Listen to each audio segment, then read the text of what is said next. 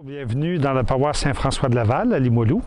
Alors aujourd'hui, on voulait un petit peu mettre les faits sur la situation du patrimoine religieux de Limoilou.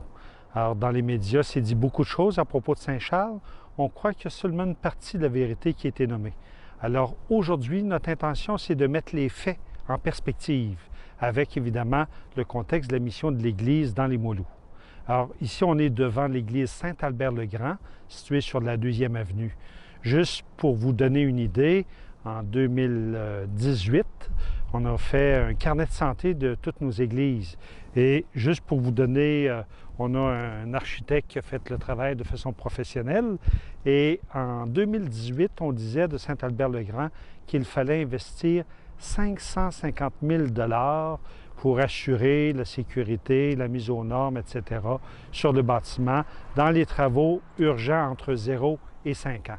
Ça vous donne l'ampleur et ça, c'est juste une seule église. Alors, on va vous permettre, à travers ce clip, de visiter chacune de nos églises. Au-delà de la mission religieuse qui est première pour la paroisse Saint-François de Laval, il reste qu'on a des projets périphériques qui sont dans la ligne de la vie en société et c'est pour ça qu'on a favorisé ici à Saint-Albert-le-Grand des espaces de stationnement pour communautos qui favorisent dans le fond l'écologie. On est toujours sur le terrain de l'église Saint-Albert-le-Grand.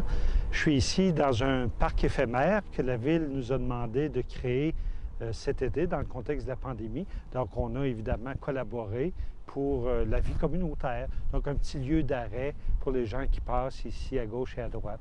Une manière de dire tout le monde est bienvenu chez nous. La vie communautaire, un des grands avantages des églises catholiques, souvent, c'est qu'il y a un grand sous-sol. Et donc, dans l'esprit de partager, on loue nos espaces à des organismes communautaires qui aident les gens dans le besoin.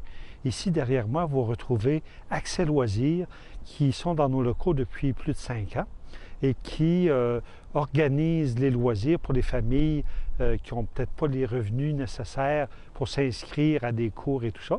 Et ils prêtent aussi des équipements. C'est un beau réseau d'entraide sur le plan de prendre santé de son corps. Nous avons aussi dans les sous-sols des églises, on prête nos locaux gratuitement pratiquement pour des groupes qui ont des problèmes de dépendance, alcool, drogue, ces choses-là. Et donc nos espaces peuvent servir à différents groupes. C'est le cas ici à Saint-Albert-le-Grand.